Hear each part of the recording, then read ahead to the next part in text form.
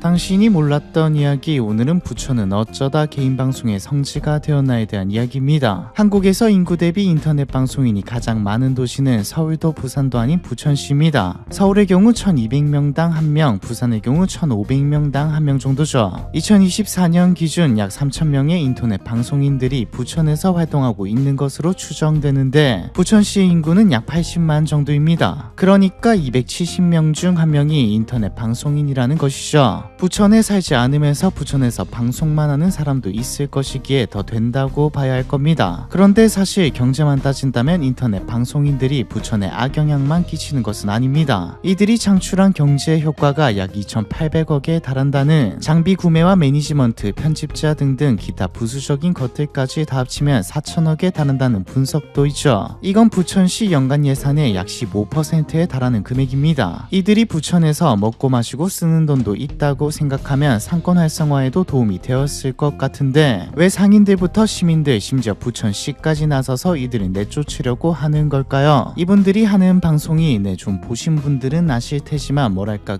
심연 같은 느낌입니다. 제가 자식이 있다면 절대 못 보게 할 것 같은 그런 방송들이죠. 자료조사를 하면서 이분들이 하는 방송과 했던 방송들도 많이 찾아봤는데 새로운 세상이더라고요. 이상한 옷을 입고 거리를 활보하고 술집에서 맞짱을 뜬다던가 보기 민망한 춤도 길거리에서 어렵지 않게 찾아볼 수 있습니다. 상인들은 인터넷 방송인들이 식당에 들어와서 큰 소리로 민폐를 끼치고 난동을 부려서 다른 손님이 오지 않는다며 영업에 막대한 지장을 받고 있다고 말하고 아예 출입 금지를 내건 식당도 적지 않죠. 그럼에도 이들은 들어갑니다. 이들에게 트러블, 시비, 싸움은 하나의 콘텐츠거든요. 그리고 이 사이에서 진심으로 서로 싸우기도 하며 스스로 생을 마감하는 사건, 칼부림 사건까지 벌어졌죠. 경찰분들도 온갖 고생을 하고 있습니다. 신고받고 출동하면 경찰과 대치하며 시비를 걸기도 하죠. 부천 원미 경찰서에 따르면 인터넷 방송인 관련 신고만 한 달에 200건 이상 접수되고 민원도 꾸준히 쏟아지지만 또 이걸 막을 방법도 딱히 없습니다. 관련 법이 없으니까요. 부천역 인근의 공인중개사는 부천역 일대가 인터넷 방송인들의 성지로 알려지면서 일반 거주자가 기피하는 동네가 되었다고 말하기도 했죠. 방보러 온 손님들이 건물 앞에서 남자들이 비키니 차림으로 방송하는 걸 보면 질색을 한다면서 최근 2년 사이 주변 부동산 거래가 사실상 끊겼다. 공인중개소 매출은 한때 월 700에서 1100만원이었지만 지금은 200만원도 채 안 될 정도로 곤두박질 쳤다라고 말하기도 했습니다. 반면에 인터넷 방송인들은 우리의 생계인데 왜 간섭하냐, 막을 법도 없는데 우리를 왜 핍박하냐는 식의 반응이죠. 왜 하필 부천일까요? 부천에 뭐가 있기에 인터넷 방송인들이 모여들게 된 것일까요? 그것도 좀 점잖은 민폐 안 끼치는 사람들이 아니라 막장이라 불리는 사람들이 말이죠. 1900년대 초반 부천은 허허벌판의 촌이었습니다. 1908년 일본인들이 복숭아 재배를 시작하면서 노동인구가 좀 모여들긴 했지만 도시와는 거리가 먼 곳이었죠. 1960년대 한국이 산업화의 길을 걸으면서 동시에 서울이 팽창하기 시작하면서 부천도 변화하기 시작했습니다. 1973년 부천은 시로 승격됐을 때도 인구가 6만으로 많이 늘어난 상태였지만 서울, 인천과 지리적으로 가깝다는 이점 덕분에 부천의 인구는 전례를 찾아볼 수 없을 정도로 빠르게 늘어났죠. 1980년에는 22만 명, 1990년에는 66만 명에 달했습니다. 이 시기 부천은 두 가지의 모습을 하고 있었습니다. 하나는 삼정동, 내동, 도당동 일대의 대규모 산업단지, 춘희동의 가구 공장들이 밀집한 서울의 공업 위성 도시였고, 하나는 배드타운이었죠. 서울의 주택난을 해결하기 위해 1989년 노태우 정부는 200만 호 주택 건설 정책으로 1기 신도시 중 하나로 중동 신도시를 개발했거든요. 2000년대는 상동지구까지 개발되면서 완전히 새로운 모습이 되었고요. 이때 부천으로 이주해온 사람들은 서울에서 일하지만 자본은 부족한 20에서 30대 젊은 층 혹은 신혼부부였는데, 젊은 인구 구성은 부천이라는 도시 자체를 독특하게 만들었습니다. 젊은 층이 많으니 문화와 기술에 대한 수용도도 높았고 문화와 관련된 직종에서 종사하는 사람도 많았거든요. 1995년 PC방이 한국에 생겨나기 시작했을 때 부천은 인구 대비 PC방 숫자가 가장 많은 도시 중 하나이기도 했고요. 1997년 IMF 외환위기는 오히려 부천에게는 더 호재이기도 했죠. 서울의 임대료를 감당하기 힘든 젊은 층부터 시작해 직장을 잃은 사람들까지 부천으로 이주했습니다. 다만 신도시가 발전하는 동안 부천역을 중심으로 한 구도심은 상대적으로 낙후되기 시작했죠. 2000년대 초반까지만 해도 부천역은 부천의 최고 번화가로 꼽혔지만 상동이 논밭에서 아파트 숲으로 바뀌고 중동의 현대식 상가들이 들어서면서 부천역은 뒷전이 되었거든요. 부천역 일대는 신도시에 비해서 상대적으로 임대료와 생활비가 저렴한 편이 되었죠. 반대로 이건 1인 가구나 초기 창업자들한테는 좋은 환경이기도 했습니다. IT와 같은 지식 기반 산업 같은 경우에는 서울에 있으면 좋겠지만 가깝기만 한다면 큰 문제는 아닌 것이고, 젊은 층이 많이 거주하기에 인력을 구하기도 그렇게 어렵지 않았으니까요. 이외에도 만화가와 같은 창작자들도 부천에 터를 잡은 경우가 많았습니다. 부천시도 이런 흐름을 잘 알고 있었습니다. 부천 테크노파크를 비롯해 스타트업과 중소규모의 기업이 사용하기 좋은 지식산업센터 단지를 구성하고 부천국제 판타스틱 영화제, 부천국제 만화축제, 부천국제 애니메이션 페스티벌 등 예술 콘텐츠 산업을 밀었죠. 시민들의 영상 제작을 지원하는 부천시민 미디어센터도 만들었고요. 공업 위성도시이자 지리적으로도 가깝고 인구 밀도도 높아서 상권도 활성화되면서 부천시 인구는 2010년 기준 87만 5천 명까지 늘어나기도 했습니다. 당시 부천시 인구 밀도는 전국의 모든 시 중에서 가장 높은 수치였고 서울 전체 평균보다 높은 수준이 되었죠. 2010년 87만 5천 명을 정점으로 지금까지 쭉 감소세에 있는데 2025년 기준 76만까지 떨어졌지만 그래도 아직까지도 인구 밀도는 전국 탑 수준입니다. 그리고 이 사이 한국에는 개인 방송 문화가 싹트기 시작했습니다. 2005년 W 플레이어라는 이름으로 시작해 2006년 아프리카 TV가 정식 서비스되기 시작했죠. 당시만 해도 수익을 얻을 방법이 딱히 없었던 터라 이게 계속될 수 있을까라는 이야기가 많았지만 2007년 별풍선이라는 시스템이 도입되면서 단순히 재미로 방송하는 것을 넘어 온갖 것들이 생겨났습니다. 별풍선은 시청자가 아프리카 TV에서 별풍선을 사서 BJ에게 쏘고 BJ는 별풍선을 현금화하고 아프리카 TV는 중간에서 수수료를 먹는 방식입니다. 이게 도입되면서 인기 BJ들은 직장인 이상 1인 창업가 수준의 돈을 벌게 되었죠. 문제는 별풍선이 수익의 전부이다 보니 가면 갈수록 자극적인 콘텐츠가 뜨기 시작했다는 겁니다. 별풍선 100개 주면 뭐한다, 200개 주면 뭐한다, 300개 주면 춤을 춘다 등 별풍선을 더 많이 받기 위한 방송들이 하나둘 생기더니 지금은 다 이렇게 하죠. 소위 막장 방송을 하는 방송인들도 늘어났고 이들이 스타처럼 돈도 많이 벌고 유명해지기까지 했습니다. 인터넷 방송이 본격적으로 산업화되었지만 직업이라는 관점에서는 여전히 불안정했죠. 수입은 들쑥날쑥했고 막장 방송을 하는 이들은 언제 정지당할지도 모르는 상황이었습니다. 그래도 이미 유명한 사람들은 어느 정도 수입이 있었지만 문제는 새로 시작하거나 아직 자리를 잡지 못한 사람들이었죠. 이들은 생활비를 최대한 아껴야 했기에 서울과 가까우면서 집값이 저렴한 부천과 인천에 자리를 잡고 방송을 하기 시작했습니다. 이 사이 인터넷 방송 시장은 더 커졌고 양지로도 올라왔습니다. 개인 방송을 하는 사람들에 대한 이미지도 많이 바뀌었죠. 너무 자극적이고 민폐스러운 사람들은 오히려 갈 곳을 잃었습니다. 플랫폼들에서 영구 정지를 당했으니까요. 정지를 당하면 다른 플랫폼으로 이동하기는 했지만 그럴수록 대중과는 멀어졌죠. 옮겨가는 플랫폼들은 주류 플랫폼들과 비교했을 때 사용자가 적은 시청자가 적은 플랫폼이었으니까요. 그런데 사용자가 많으면서 정지도 잘 안 당하는 플랫폼이 생겨났죠. 완성된 동영상 위주였던 유튜브가 2010년대 후반부터 실시간 스트리밍 기능을 강화하기 시작했거든요. 개인 방송 플랫폼들과 달리 후원 시스템은 부족했지만 일단 다른 플랫폼에서 영구 정지를 당한 사람들도 활동할 수 있었고 수익 창출 허가를 받지 않더라도 스트리밍을 하면서 화면에 계좌번호를 적어두고 계좌로 후원을 받으면 어느 정도 해결이 가능했죠. 심지어 수수료도 안 떼고 다 먹을 수 있었고요. 문제는 컨텐츠였습니다. 단순히 자극적인 것만 계속 할 수도 없고 자극적인 방송을 하는 사람도 많이 생겨서 빡센데 시청자를 끌어들이고 돈을 쓰게 만들 방법을 찾아야 했죠. 방 안에서 뭐 이상한 것들을 하는 것보다 자극적이고 스릴을 주는 게 야외 방송, 야방이었습니다. 당연하게도 야방 자체가 민폐거나 잘못된 건 아닙니다. 하지만 지나가는 사람에게 시비를 건다거나 길거리에서 이상한 춤을 추는 등 눈살을 찌푸리게 만드는 건 잘못된 건데 이게 먹혔죠. 그럼 이제 이걸 어디서 할 거냐? 사람이 많은 유동인구가 많은 곳에서 해야 하는데 홍대나 강남역 같은 곳들은 다른 행사나 공용으로 붐비는 데다 경찰과 지자체의 순찰도 잦고 바로 제재를 당했기에 이때 각광받은 게 부천입니다. 부천역 일대는 유동인구가 많은 다른 곳들과 비교해 덜 빡셌지만 유동인구는 서울 못지않게 많고 먹자골목과 술집, 유흥가도 많은 데다 앞서 나왔듯 월세도 쌌죠. 서울 인천과도 가깝고 교통편도 좋았고요. 넓은 광장까지 있었습니다. 그렇게 하나둘 부천에서 방송하는 사람들이 생겨나다가 몇몇 유명 방송인들이 부천역에서 방송하며 자리를 잡으면서 네트워크적인 명까지 생겨났죠. 매일 길 가는 사람 붙잡고 싸울 수도 없는 노릇인데 방송인들이 모이자 방송인들끼리 싸우고 갈등하고 혹은 같이 뭔가를 하면 자동으로 방송으로 콘텐츠가 만들어졌으니까요. 부천역 일대에서 활동하는 방송인들의 크루까지 생겨났습니다. 크루도 한두 개가 아니죠. 크루가 생겨난 시점에서부터 부천역에서 방송하는 사람은 급격하게 늘어나기 시작했습니다. 새로 시작하거나 인기 없는 인터넷 방송인 입장에서는 크루에 들어가면 단숨에 어느 정도 인지도를 쌓을 수 있고, 크루가 아니더라도 부천역에서 방송을 하다 보면 다른 방송에 얼굴을 비추거나 정한되면 갈등을 만들어서라도 시청자들에게 이름을 알릴 수 있었죠. 인기 있는 방송인 입장에서는 인기가 있을 만한 좀 떡잎이 보이는 사람들을 데려와서 같이 방송하는 것 자체가 콘텐츠였습니다. 이 무렵 부천 전깃줄이라는 말도 생겼죠. 부천역 광장에 방송인들이 쭉 앉아서 방송하는 모습이 전깃줄에 새들이 앉아있는 것 같다고 해서 붙은 이름이죠. 즉 높은 인구 밀도, 많은 유동인구, 지리적 이점, 비교적 느슨한 단속, 여기다 광장이 있다는 것까지 합쳐져 어쩌다 보니 부천에 방송인들이 모여들게 되었고 아예 자리를 잡아버리면서 성지가 되어버린 겁니다. 2022년 9월 아프리카TV는 부천시의 요청으로 부천역 피노키오 광장에서의 방송 제한 조치까지 발표했지만 유튜브로 떠나면 그만이었기에 효과적인 조치가 되지는 못했죠. 이 사이 돈이 된다는 이야기를 듣고 많은 방송인들이 몰려들면서 경쟁도 심화되자 방송은 더 자극적이어져 갔습니다. 욕설과 싸움은 뉴스거리조차 안 되었고, 신고를 당해서 경찰이 출동하는 것도 경찰이 방송을 끄게 한다던가 제재할 수 있는 방법이 없어서 벌금 딱지 끊는 게 다인데 벌금에 맞은 만큼 돈을 싸주니 이것마저도 콘텐츠가 되었죠. 그리고 부천에 막장 방송이 많다는 게 기사화되고 알려지기 시작하면서 아이러니하게도 더 많은 시청자가 생겨났습니다. 어느덧 국내 유일의 만화 박물관이 있는 도시, 문화 콘텐츠 산업의 도시로 이미지를 잡고 잘 해나가던 부천시는 개인 방송의 성지로 불리게 되었죠. 안 그래도 인구수가 줄고 있는 데다 공업도시의 명성은 이미 죽어버려 수많은 중소공장들이 문을 닫고 있는 판이라 문화도시가 실패해버리면 이도저도 아닌 도시가 되어버리는 상황이라 부천 시민들의 민원과 항의를 뒤로 하고서라도 시 입장에서도 해결 못하면 큰일 나는 사안이 되었습니다. 저도 이런저런 일로 부천에 꽤 자주 갔는데 지식산업센터 같은 곳들에 가보면 웹툰, 웹소설, 만화 출판, 영상, 미디어까지 많은 기업들이 입주해 있더라고요. 이름 있는 곳들도 꽤 많고요. 즉 지금 꽤 잘 돼가고 있는데 여기서 부천시 이미지가 박살나버리면 구인구직을 하려고 해도 사람들이 부천이라는 이름 보고 안 올 수도 있고 기업들이 나가기까지 할 수도 있죠. 부천시는 당장 이번 달에 모든 법적, 행정적 수단을 총동원해 지역사회 안정과 질서를 지키겠다, 막장 유튜버들을 뿌리 뽑겠다라고 말하며 강경 대응을 예고했습니다. 글쎄요, 잘 될지는 모르겠지만 성공한다 해도 근본적인 문제가 남죠. 부천에서 사라질 뿐 이들이 사라지는 건 아니니까요. 가장 확실한 해결책은 시청자들이 안 보고 돈도 안 쏘는 거긴 하지만 이건 뭐 어떻게 할 수 있는 게 아니고요. 결국 제재할 법적 근거가 마련되어야 끝날 문제 같네요. 부천은 어쩌다 개인방송의 성지가 되었나에 대한 이야기, 이번 편은 여기까지입니다.